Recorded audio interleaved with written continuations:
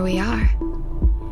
This is Sex Love Psychedelics, and I'm your host, Dr. Kat, bringing you psychosexual conversations that will leave you intellectually turned on and hungry for more.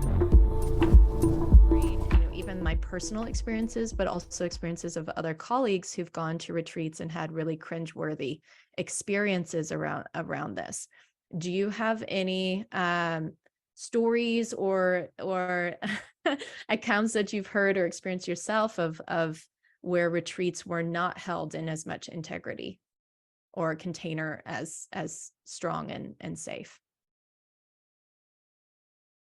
I read things, I read articles like everyone else. And, I listened to the entire Cover Story podcast that New York Magazine published, which has got account after account of shoddy facilitation and, unsafe environments. So I know that that's out there.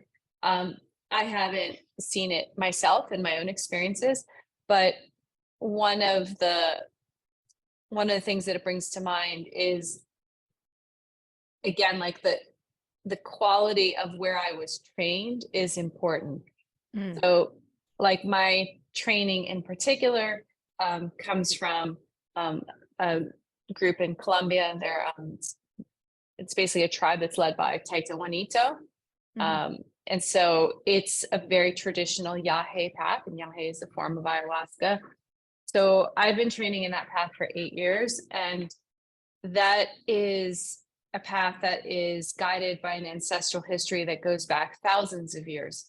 So it's thousands of years of developing protocol and guidelines of how we are supposed to be behaving and interacting when we are in the ceremony and there's a group of people who are there to be healed. So it's extraordinarily regimented and very, very disciplined. So it's even down to training on what you need to do before you even touch someone, like in terms of there's a whole energy protection that we have to do before we can even touch someone in the ceremony. Like it's very precise medicine. And I think that given that that's where my training is from and where my practice has been, and then I have kind of taken a lot of those teachings and brought them to my role of being on the board of Beckley. And Beckley itself has such a long legacy and history of being sort of an outstanding, leader in psychedelic medicine and psychedelic ecosystem generally. So I think that I've had the opportunity to kind of be in a sort of best in class environment in terms of those practices, but they are definitely out there. And I actually not too long ago did have a woman in healing with me who inside of the healing had a memory of being violated by another shaman. And it came up for her, and she said, I was working with this shaman and he touched me in these particular ways, and that I'm just remembering it now. And I'm sitting there, I'm like, well, yeah, that's inappropriate. Like that's a violation. That's a violation, right? You're in a very susceptible state when you're in a psychedelic ceremony. And I think this conversation is really important for people to hear because, again, people are seeking help. They are seeking healing, and they're looking to people, somebody who's providing healing. And and many people who've gone through trauma, they have more of a difficult time with discerning boundaries or knowing what those limits of what's okay or what's not. And they have more of a tendency to fawn or appease or play nice in order to preserve relationships. And in those processes, we can end up re-traumatizing or in these cases, have violations that they're not able to understand. So even going through this process that, like what you're saying, ask questions about their background, ask questions about the lineage of the medicine that they're working with or where you did your training is really important to consider the prep work as just as much as important as the process itself. Absolutely. I would suggest if people are curious about doing psychedelic ceremonies to ask those questions and more, and make sure that you have testimonials, that you really know the depth of the training. I wouldn't work with people that are newly trained personally. I mean, why? It's like a sacred thing you're going to do with yourself. Why work with a novice?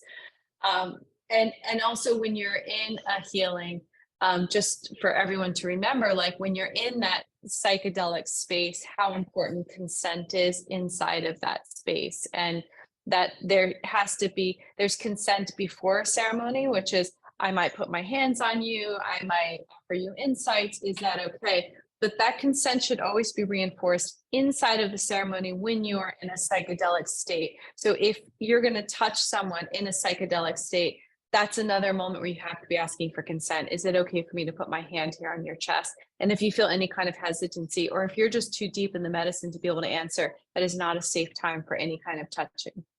You know, like that consent really has to be moment to moment through the entire journey, because you don't want to end up in a place like this woman where she said, wow, so weird, the shaman was doing this and this and this to me, and wow, I feel like I'm going to throw up now. Like she's remembering a trauma.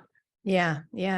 Or even like, I think this is a responsibility for facilitators, shamans, even psychedelic assisted therapists and retreats to really talk about consent ahead of time, like talk about it before the actual experience. So it grounds everybody into that space of knowing that they can say no, and knowing what's going to happen, versus once you're in that space, like you said earlier, you're so open, the threshold of what you can tolerate increases. You're a lot more, you're looking to this person to have the answers. And some of the, and what is this internal conflict that allows for that to happen? Because we are looking for the answers. We are looking for healing. Well, that was fun. Thanks for tuning in, lovers. And if you want to experience more ecstasy and sexual liberation, head over to sexlovepsychedelics.com and learn about how you can join me for any one of my online or live events. And while you're there, grab my free guide on sex and psychedelics. Remember, this podcast is for entertainment and educational purposes only. Please contact your healthcare provider and local law before pursuing any of the products or psychedelics discussed. And one final note here. I make this show specifically for you. If you're loving the show, then be sure to leave me a review in iTunes or Spotify to let me know. Happy to be here and happy to serve. I'll see you next time on Sex Love Psychedelics.